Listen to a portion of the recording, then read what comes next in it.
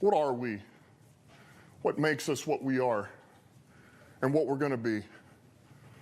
I think it's that right there. It's grit. It's what we started with last year, guys. All you guys that were in here. It's our core foundation, man, grit. And what does it mean? Really, in a nutshell, I think it means this. We'll go a little bit longer, we'll push a little harder, and we'll think a little deeper and a little sharper. Like, to me, it means we'll play anywhere. We'll play on grass. We'll play on turf. We'll go to a fucking landfill. Doesn't matter. Doesn't matter if you have one ass cheek and three toes. I will beat your ass. It means that normally I'm 100%, 85%, man. That's all I need to beat you. I don't care. I will produce and win at 85%. You guys already know you're not going to be 100% until next March. This is the best you're going to feel right now. It's the best you're going to feel. The quicker you accept that, man, the better off we're all going to be. All right, now, there's a number of teams as it equates to, just bear with me, the ocean, right? There's a number of teams, they just barely get to the water. You got to get in the water to compete. The number of teams, that's all they get to. Then there's a number of teams, they are in the shallows. And they come in a hurry, man, and they are all over your ass. They're all over your ass, and they strike and move. They strike and move, and they're dangerous, man. You just got to get a hold of them, though. If you can just get a hold of them, and you start dragging their ass out to the deep, dark abyss, you can drown them. And that's what we got to be. That's who we have to be, because that's our domain. That is our domain. Because we'll tread water as long as it takes to fucking bury you. We'll go as long as it takes because we can and we choose to. That's who we are. That's who we have to be. Now, it goes without saying, the teams that are dangerous in the shallows and the abyss are probably the top 4 or 5 in this league. That's who they are. And that's what we're working to. Last thing I'm going to say, I'm keeping this brief. The last thing I'm going to say is this. There is no light at the end of the tunnel. There is no light. There's a song Metallica has, No Leaf Clover, and it says, man, when it comes to the soothing light at the end of your tunnel, it's just a freight train coming your way. So if you're seeing a fucking light, it's a freight train. Just put your head down and go to work. It's about to be fun, man. It's about to be fun.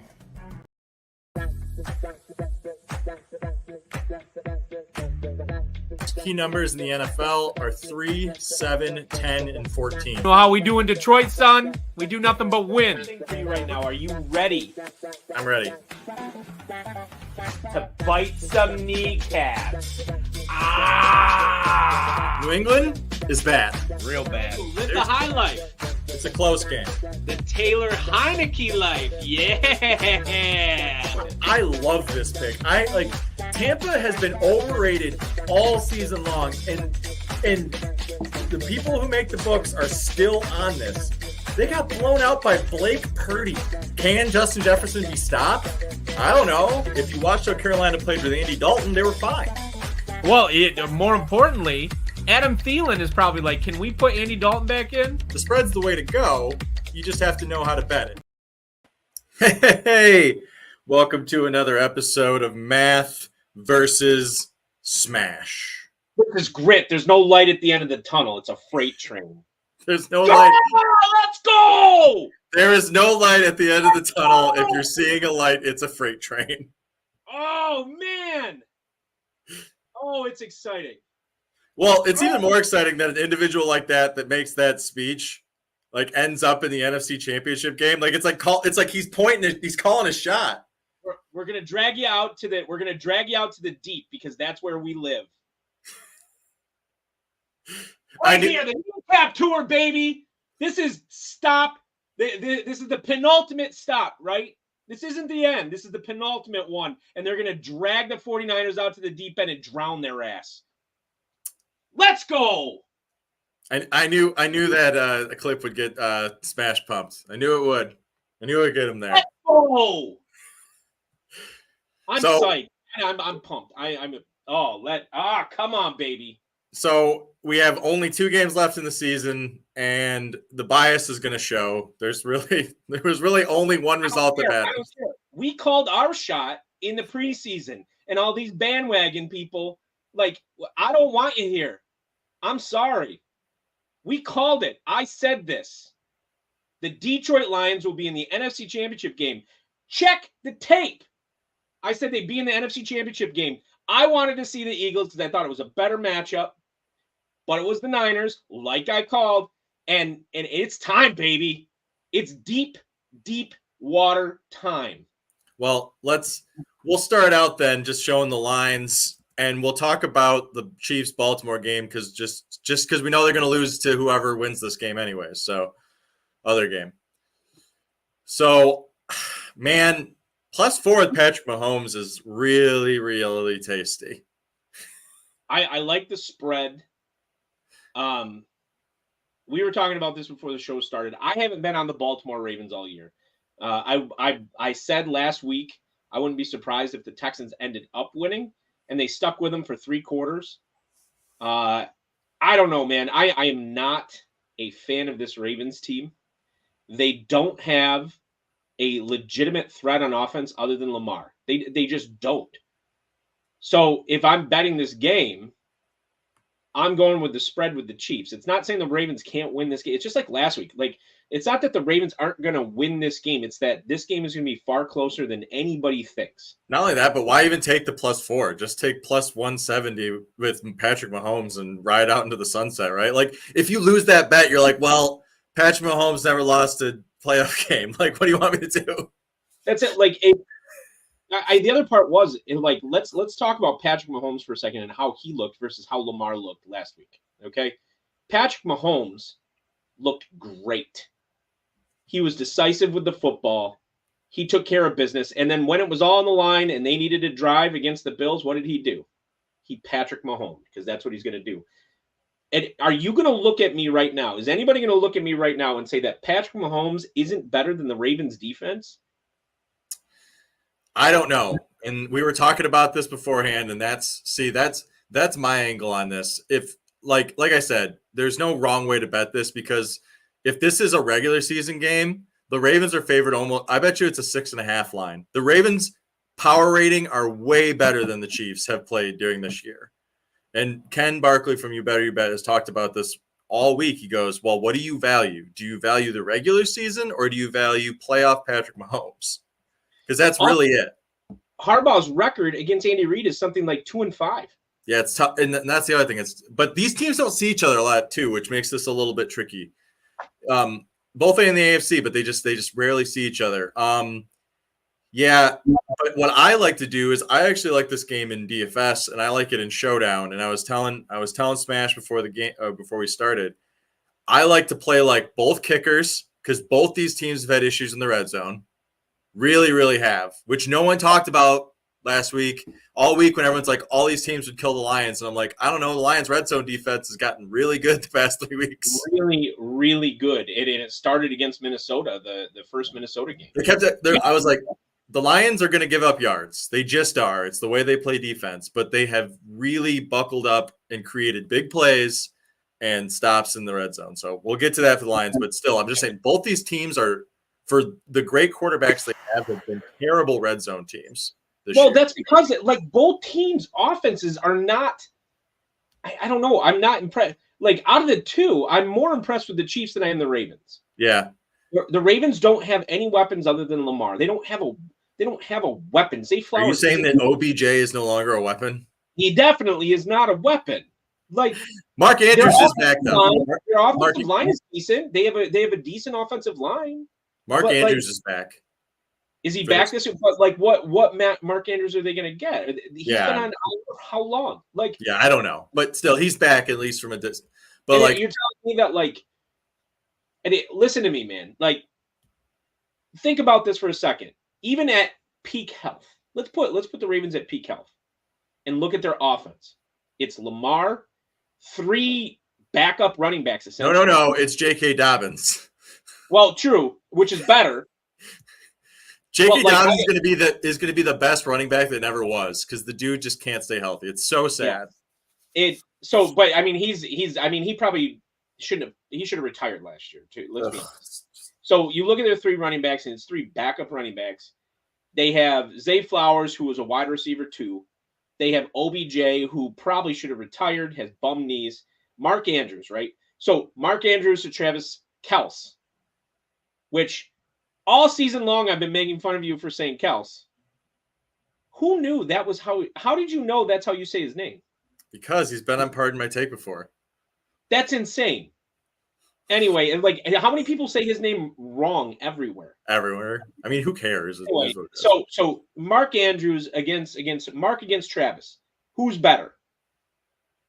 Well, Travis Kelce, especially in the playoffs, like playoff Kelce versus like Rashee versus Rice, regular season.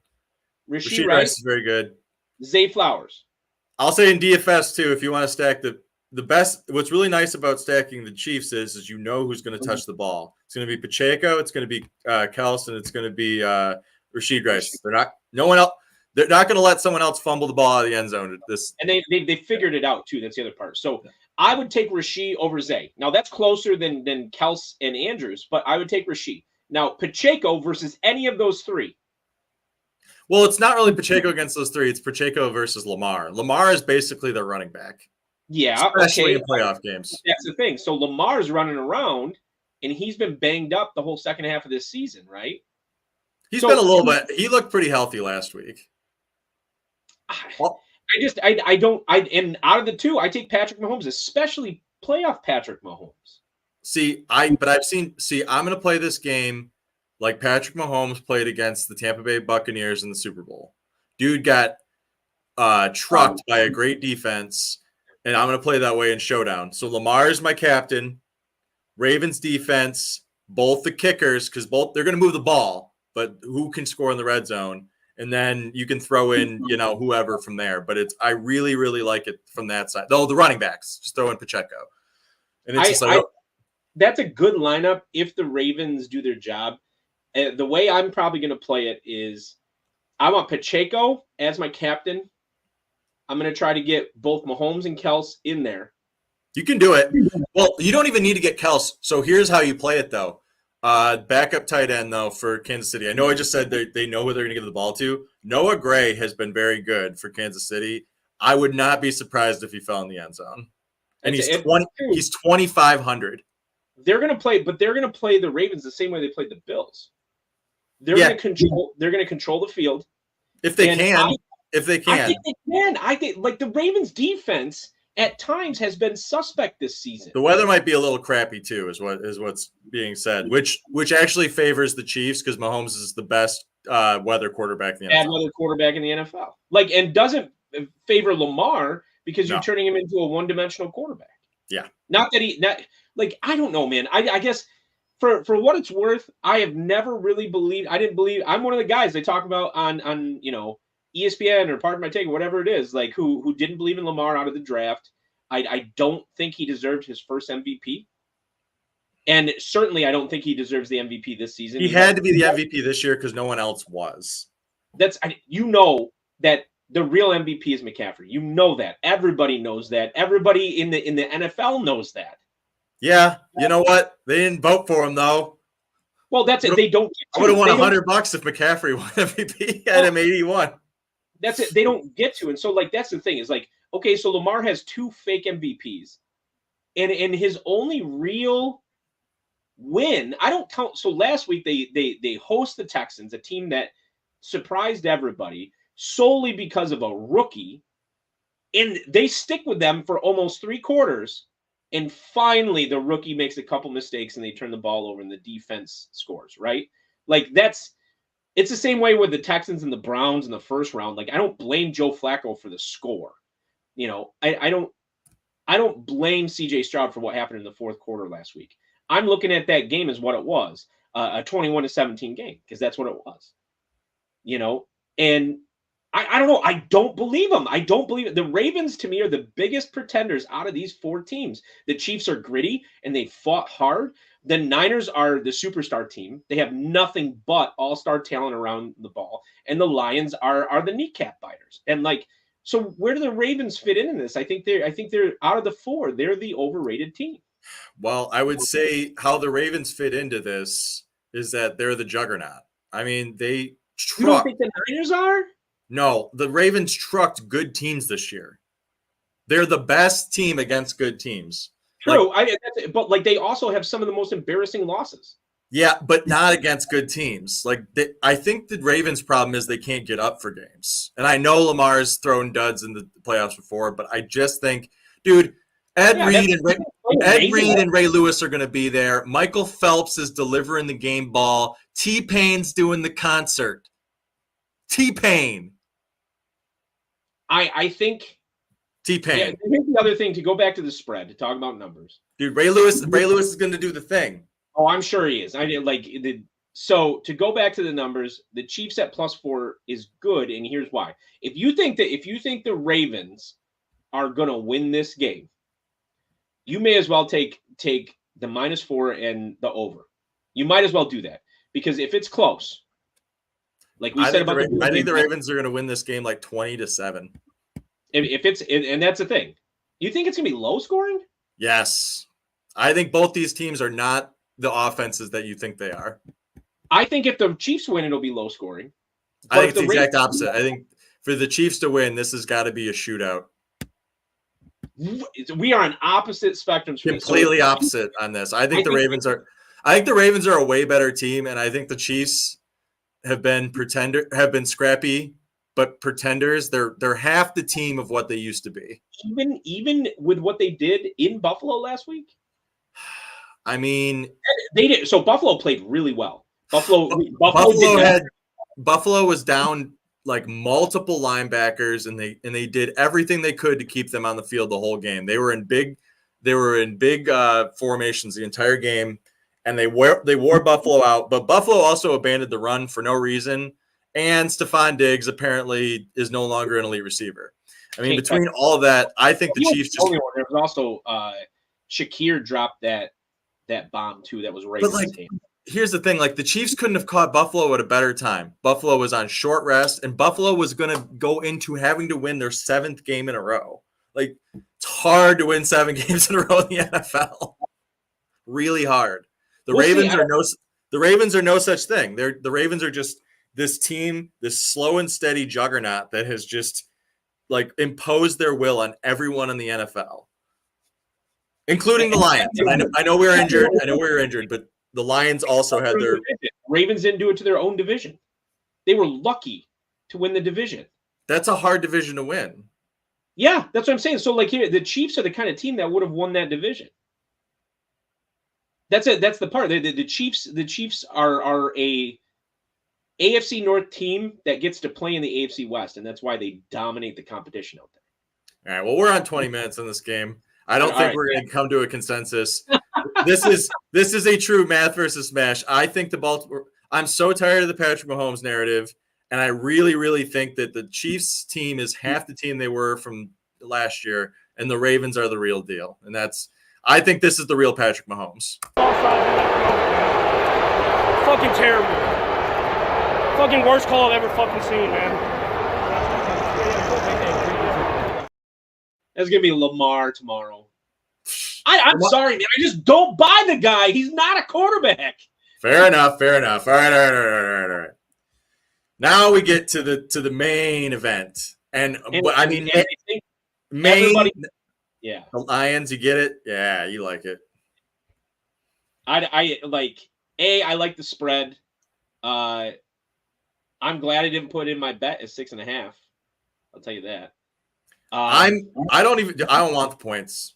Detroit is going to go for every 4th down. They're going to fake a punt. Like if they're going to win this game, or if they're going to like stay in this game, it's going to be they have to win or they're going to get blown out. It's going to come down to one thing. And I after listening to Dan Campbell's press conference, if McCaffrey is McCaffrey and allowed to be McCaffrey, the Niners will dominate this game. But he said the number one priority is to stop McCaffrey.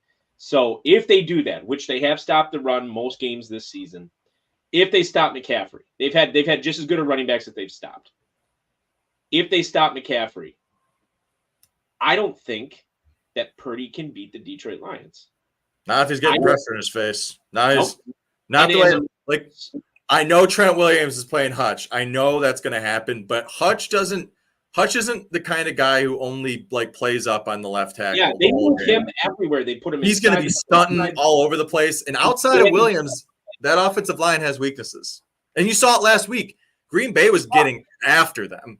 And the Lions won that game. Better football team, especially after what they did. And people might cite this like, oh, Tampa ran the ball against them. Did you look at the front that they put out there against Tampa most of the time? They said, go ahead and run the football. We're going to put 4 pass rushers on the defensive line. They literally just looked at the Bucs and said that. Okay? Yeah. They put an eagle front in and often widened the tackles out, which are actually defensive ends in an eagle. They widened the tackles out and said, go ahead and have the middle. We don't care. When you try to pass, we're going to put pressure on you. And that's what they did. Now, it's going to be a different look against the Niners. The Niners, they're going to come in. They're going to play double gap responsibility on the inside. They're going to cover up both the guard and the center. They're going to make sure that McCaffrey has to work hard for every yard that he gets. And I don't think that Purdy can get the job done against this kind of defense. I don't care if Debo's on that field. He is 100% a decoy. Yeah. Oh, I'm ignoring him. I don't even put Cam. That dude, if he catches more than 5 passes, his shoulder is done. It's shattered. It's toast.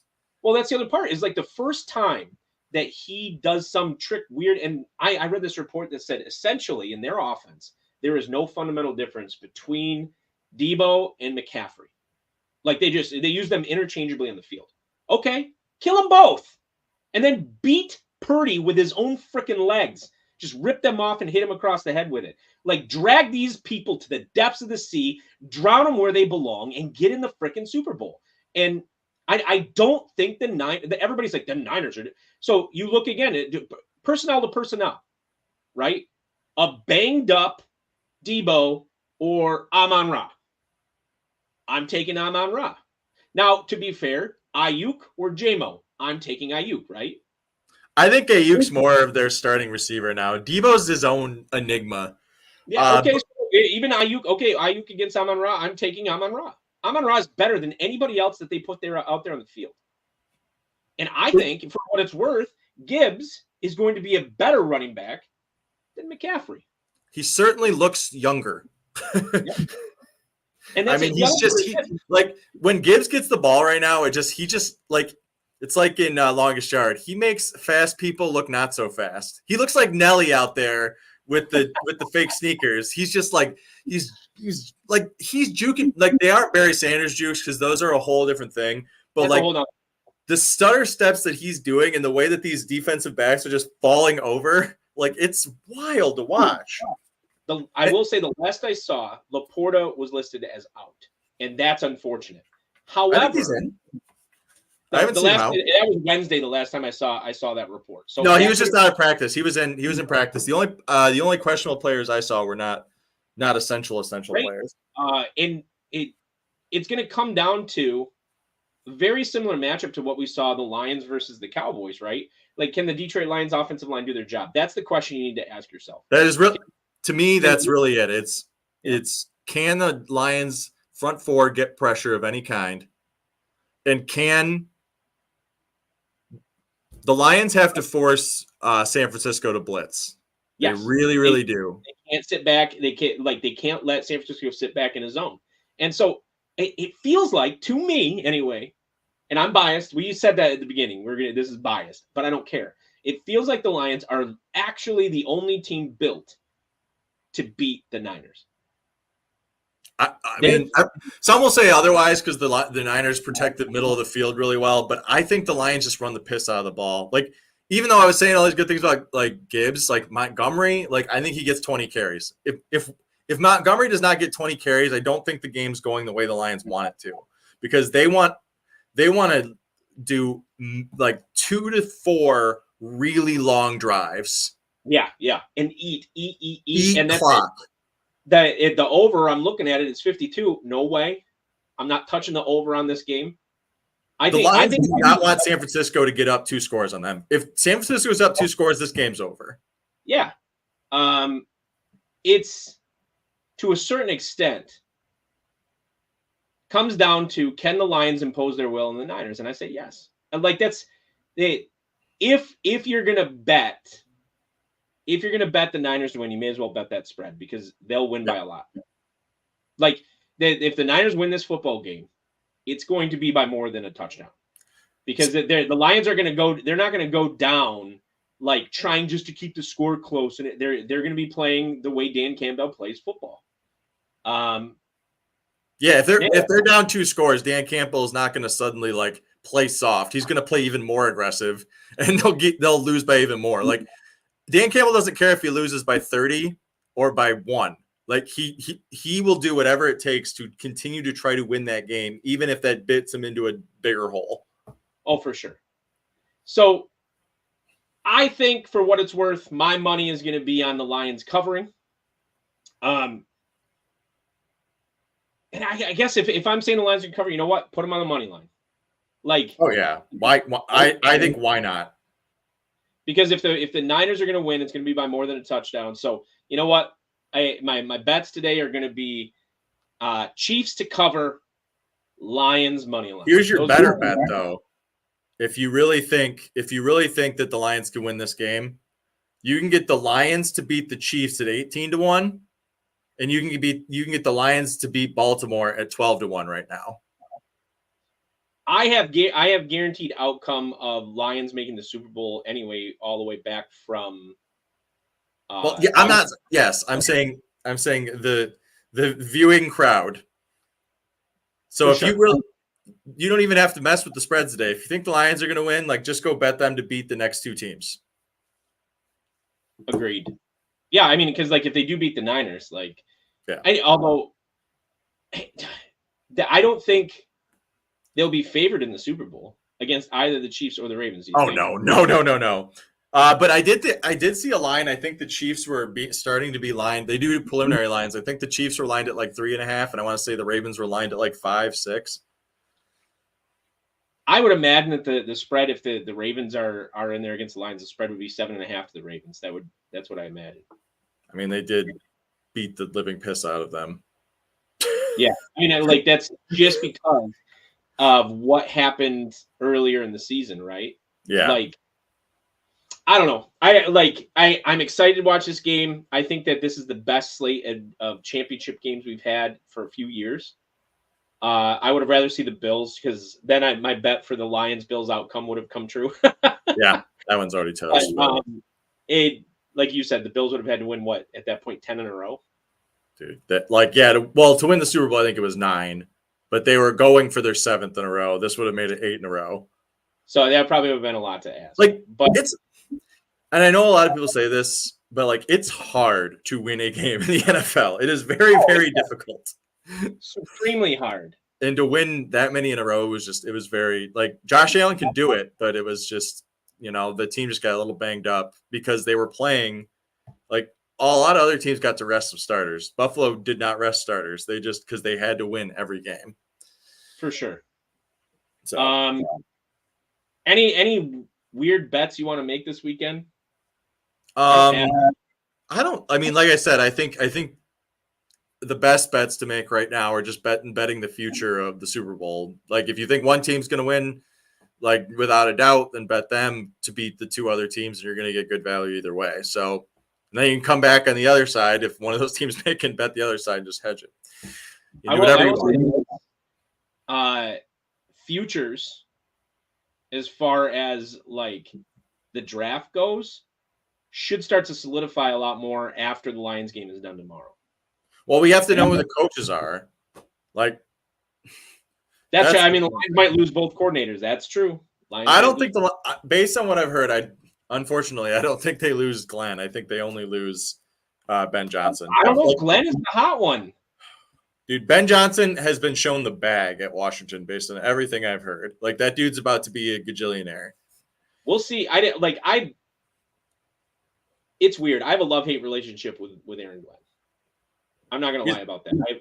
I have a love-hate relationship with Aaron Glenn. I think there's better defensive coordinators out there. That's my thing. People are in love with him, and I think they more look at what he's done with this. Our defensive roster is not great. We know this. It's a lot of smoke and mirrors, and if they can get pressure, it's a much better defense. I will say he plays Call's defense just balls out. Like often goes 9 wide, man up when he shouldn't, but he does it, and that's why they give up yardage, right? Like, I don't know. Ben Johnson, I didn't like. My qualms with him. He is the kind of guy who thinks he's more clever than he is, and that bugs me. I wouldn't want him as a head coach. He's a good coordinator. I wouldn't want him as a head coach. Well, I guess Washington will find that out, right? I mean, it's one of those They things. usually do. They're very good at finding out that people should have stayed a coordinator. Or just making the best coordinators ever, but then losing all of them. Yeah. Have you ever seen that graphic where they had like LaFleur, Shanahan, like all of the current like hot shot coaching tree, all were coaching for Washington at one time? Really? Yeah, like all as like position coaches. So who was their mentor that they funneled through? Oh, I can't remember. I'd have to look at the graphic. But it is really interesting because like they all were on the Washington command, or at that time the Redskins at the same time. I think it was back in like 2015, 2016. So who would that have been? Was it Riverboat Ron? No, he wasn't there yet, was he? Thought he was there for quite a while. Maybe it could be him. I don't know. He already got another job anyway. So Riverboat Ron, dude, he was. Talk about a lame duck coach. That poor guy. Well, and I think the coach that like I really want to see what happens. Are the Steelers going to part ways? No, they've already done. He's already on his extension's pretty much already done. Because that would be ridiculous if they did. He came out the next day and he was like, "Who wants to talk about my contract?" He's like, "I was grumpy yesterday." Well, they're so much better talking about this. Think about this. I would be terrible after a loss, and as a coach, I'd have to go in front of the media, and they were like, "Well, tell us about X, Y, and Z." And I'd be like, "You watched the game. You watched the game. Why do I have to explain it to you? You watched it." Like I would be so acidic and like they are they are who we thought they were. I'd constantly be like, and we let him off the hook. I'd be so like, kudos to Dan Campbell after that Dallas Cowboys game because he didn't even go hard. And people were like, "Oh man!"